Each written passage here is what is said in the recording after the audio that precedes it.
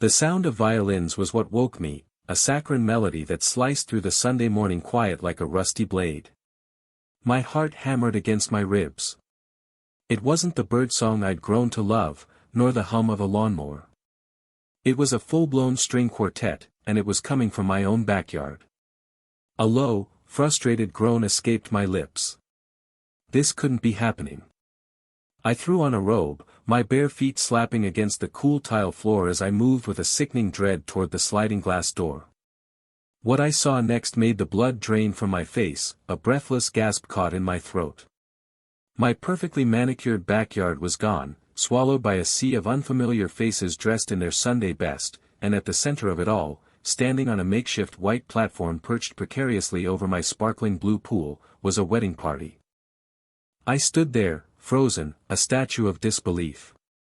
How? How was this even possible? The gate was locked. The security cameras, oh, the cameras. I had turned them off last night to reset the system, a mundane chore that now felt like a catastrophic error. A wave of nauseous heat washed over me, a simmering rage that threatened to boil over. A woman in a garish floral dress, whom I instantly recognized as my next-door neighbor, that insufferable Karen of the HOA, the kind who complains about a stray blade of grass, was directing a caterer with a sharp, pointed finger. My pool, my sanctuary, was decorated with fake white flowers and ribbons, and a young couple was about to exchange vows. I could hear the officiant's amplified voice, a gentle murmur of love and commitment, an obscene parody of peace in my own stolen haven. My hands clenched into fists, my knuckles turning bone white. This wasn't just a transgression, it was a violation. The officiant was in the middle of a particularly flowery paragraph about eternal love when I finally moved. I pushed the glass door open with a sharp, jarring thud that silenced the violins in a clumsy, dissonant scrape. Heads turned, a ripple of confused murmurs spreading through the crowd. Karen's eyes, a pair of cold, steel-gray orbs, locked onto mine. Her lips thinned into a razor-sharp line of annoyance. "What on earth do you think you're doing?" she hissed, her voice cutting through the stunned silence. Her audacity was breathtaking. Was she seriously asking me that question? I felt a laugh, high and hysterical, bubble in my chest, but I choked it back. "What am I doing? What are you doing? You are having a wedding in my backyard." My voice, shaky at first, gained a tremor of pure, unadulterated fury. The young couple on the platform exchanged a terrified glance. The groom, a lanky kid with a slick-back haircut, took a step back, nearly tripping over the edge of the platform. Karen stepped forward, her floral dress rustling like dry leaves. She had that look, you know, the one, the condescending, pitying look of a person who is utterly convinced of their own righteousness. "Now, look here, sweetie," she began, her tone dripping with false sweetness. "We had a small misunderstanding. The clubhouse pool was booked. And since your pool is a communal resource for the neighborhood," she gestured grandly at my property, as if it were a public park. I felt the last shreds of my composure snap. Communal. It's my pool. I pay for its upkeep. I pay for the chemicals. I paid for the fence to keep people like you out. I spat the words, the sound of my own voice echoing in the sudden, uncomfortable stillness. The bride's mother, a woman with a face ashen with panic, stepped forward. "Please, ma'am, this is my daughter's special day.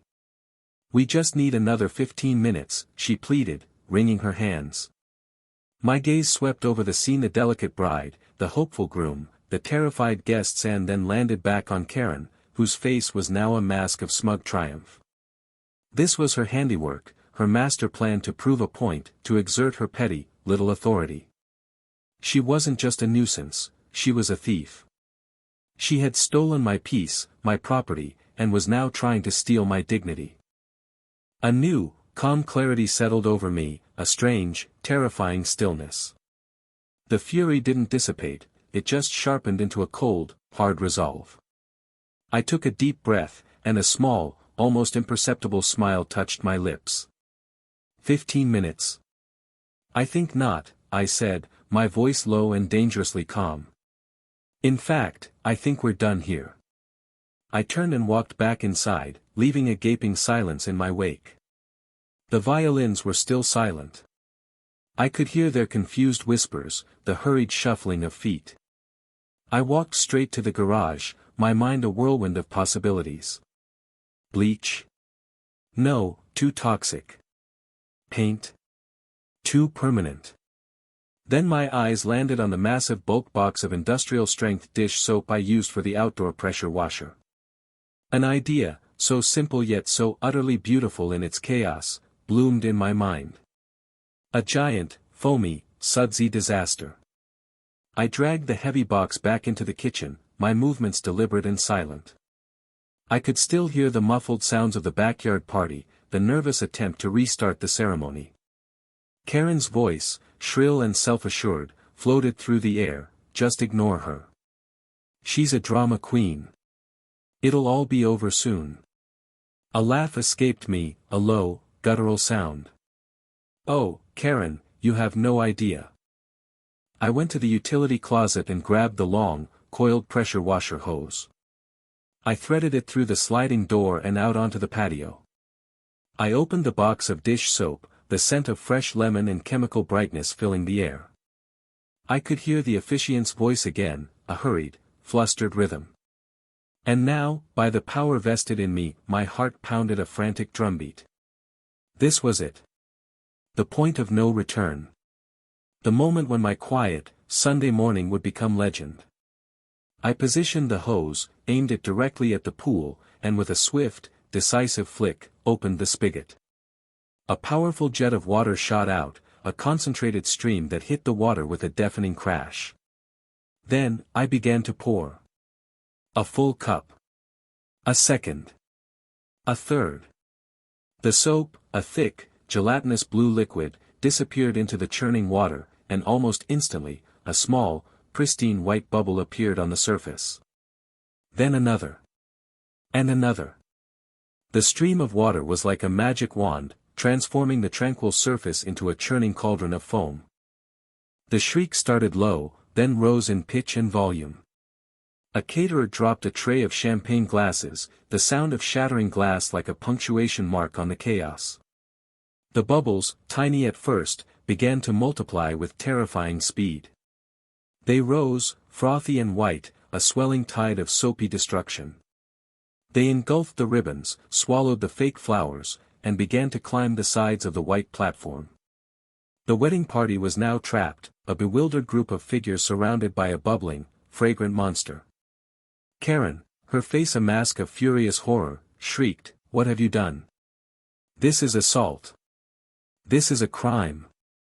I stood on my patio, the hose still hissing, a slow, triumphant smile spreading across my face. "It's a giant soapy disaster," I said, her own words thrown back at her, a beautiful, sudsy echo. The bubbles were now a living entity, a white, undulating carpet that was nearly waist-high to the people standing in the shallow end of the pool. The bride, her delicate white dress now stained with soap, was weeping. The groom looked like he was about to have an aneurysm. Karen was shouting into her phone, her voice a series of furious, sputtering squawks.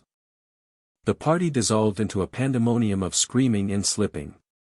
The bubbles were everywhere, in people's hair, on their fancy shoes, getting in their mouths and eyes.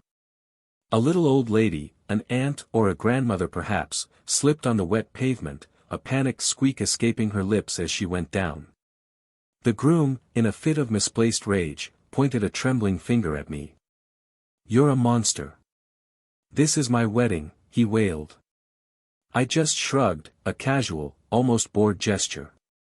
"Should have asked," I said simply. "This is a private residence, not a public utility."